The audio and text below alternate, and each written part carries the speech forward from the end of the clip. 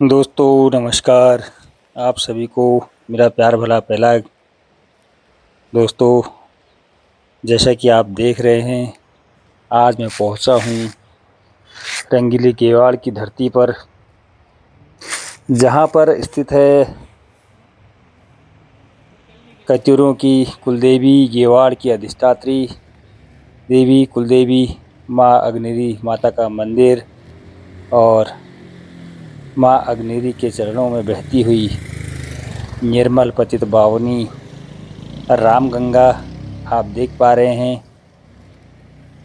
दोस्तों,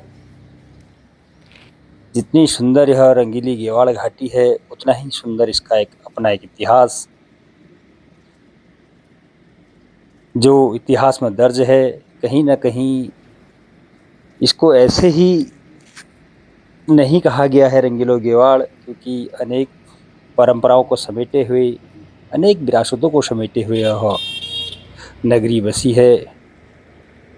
यह गेवाड़ घाटी माँ पतित पावनी रामगंगा का यह निर्मल जल माँ अग्निरी देवी के चरणों में बहता हुआ, दोस्तों, अगर ज़्यादा तो इसके बारे में कहना उचित नहीं हो पाएगा।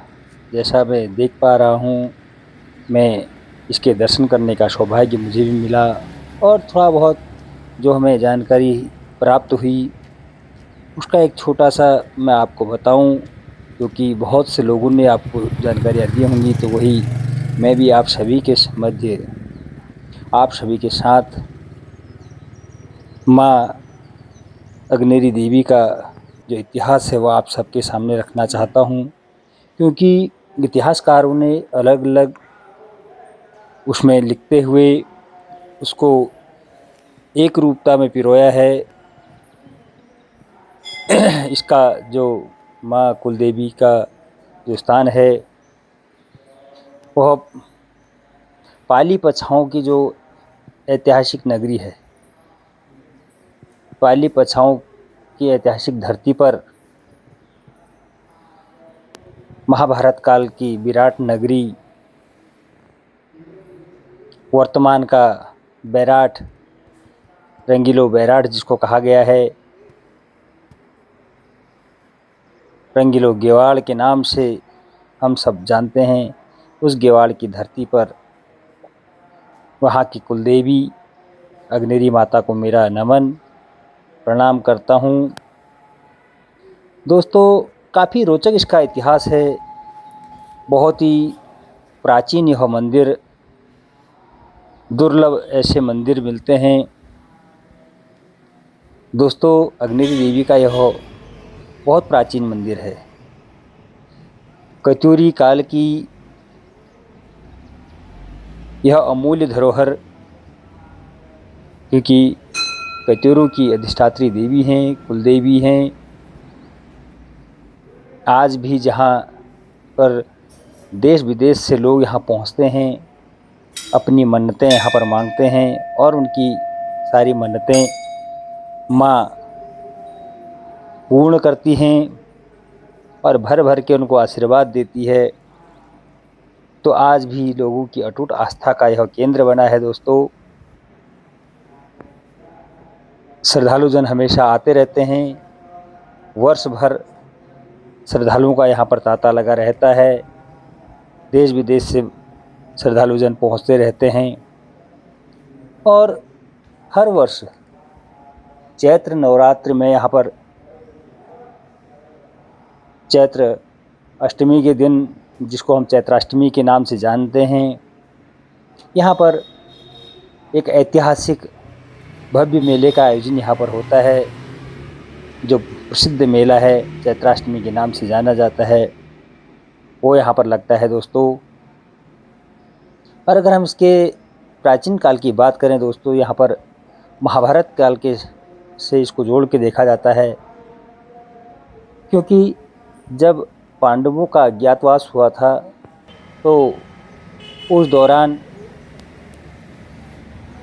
महाराज युधिष्ठिर अपने भाइयों सहित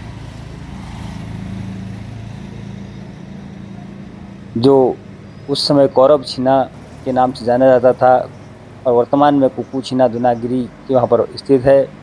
वहाँ से होते हुए जब यहाँ पहुँचे तो उनके द्वारा सर्वप्रथम यहाँ की कुलदेवी विराटनगर की अधिष्ठात्री देवी माँ अग्निरी माता के दर्शन कर माता से अपने भाइयों सहित अपनी सुरक्षा की कामना की जब वो अज्ञातवास के दौरान यहाँ पहुँचे थे। दोस्तों, ऐसा भी बताया जाता है कि माँ अग्निरी देवी का मंदिर जो है वो आग्नेय कोण में स्थित है। आग्नेय कोण का मतलब है जो हमारे शास्त्रों में वास्तु शास्त्र के अनुसार पूर्व और दक्षिण की जो दिशा है उसके मध्य का जो स्थान होता है उसको आग्नेय कोण कहा गया है। और उसी दिशा में अग्नि देवता का जो अग्नि तत्व से जुड़े हुए हैं अग्नि देवता उनका भी वास वहाँ पर माना गया है। इसलिए इनका नाम यहाँ पर माँ अग्निरी देवी रखा गया। जबकि ऐसा भी उल्लिखित है और बताया भी गया है कि मंदिर के गर्भगृह में जो मंदिर का मुख्य गर्भगृह है यहाँ पर वहाँ पर कत्यूरों के काल में कत्यूरी राजाओं ने जिसको कांसाई पाषाण कहा गया है उससे बनी हुई जो मूर्ति थी, कांसाई पाषाण से निर्मित जो मूर्ति थी वो माँ दुर्गा देवी की बहुत विशाल मूर्ति थी। उसको विराजमान किया गया और लगभग बताया गया है कि जो 1970 के आसपास वह यहाँ से चुरा ली गई, किसी के द्वारा उसको चुरा लिया गया। उसके बाद यहाँ पर 1971 में जो ऐसा बताया गया है कि यहाँ पर नई मूर्ति की स्थापना भी की गई। दोस्तों, यहाँ पर देखिए हवन कुंड भी है। हवन कुंड लोग यहाँ पर अपनी श्रद्धा अनुसार हवन यज्ञ भी करते रहते हैं। जब तो वो चोरी हो गई थी तो उसके पश्चात यहाँ पर 1971 में नई मूर्ति की स्थापना की गई। और जो इस मंदिर का जो इतिहास है वो बताया जाता है कि ये लगभग 1905 के आसपास में जो कुमाऊं के संत थे, कुमाऊं के बहुत बड़े संत, उनको कहा गया है सीताराम बाबा जी ने इस मंदिर का जीर्णोद्धार कराया था। उसके बाद से अभी तक लगातार मंदिर कमेटी के द्वारा, मेला कमेटी के द्वारा मंदिर में लगातार जीर्णोद्धार का कार्य होते रहता है। यहाँ पर भगवान शिव शंकर का मंदिर भी आपको देखने को मिलेगा और गणेश जी की मूर्तियाँ, काफ़ी सुंदर यह मंदिर बनाया गया है, काफ़ी भव्य यहाँ पर मंदिर बनाया गया है। दोस्तों, यहाँ पर लगातार आयोजन होते रहते हैं। राम लक्ष्मण सीता जी की मूर्ति भी यहाँ पर आपको विराजमान मिलेगी। जहाँ पर हम कनेक्टिविटी की बात करते हैं, काफ़ी अच्छी कनेक्टिविटी यहाँ पर है। हर जगह से व्यवस्थाएं यहाँ पर हैं और यहाँ पर आप ये देख सकते हैं बहुत पुराना, कम से कम जो हमें यहाँ पर बताया गया कि लगभग शायद 100 साल उसको पूरे हो चुके हैं शायद इस पीपल के वृक्ष को भी, क्योंकि यहाँ एक पीपल का वृक्ष और है, वो शायद मेरे संज्ञान में नहीं है कि वो शिशु मंदिर के आसपास कहीं पर है। वहाँ पर भी एक विशालकाय पीपल का वृक्ष है जिसको 100 वर्ष से अधिक हो चुके हैं।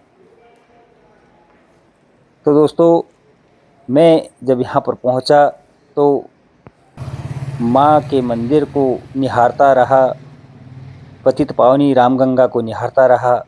ऐसा लगा मानो कि मैं साक्षात माँ के गोद में बैठा हूँ और माँ ने पूरा अपने आंचल में, अपने गोद में मुझे लिया है। निर्मल धारा यहाँ पर रामगंगा की बह रही है। दोस्तों, कई अनेक किंवदंतियाँ यहाँ पर हैं, क्योंकि अपने आप में गेवाड़ घाटी यूं ही नहीं रंगीली गेवाड़ कही गई है। अनेक परंपराएं यहाँ पर समेटे हुए दोस्तों। अब मैं अपनी वीडियो को यहाँ पर विराम देता हूँ। Like subscribe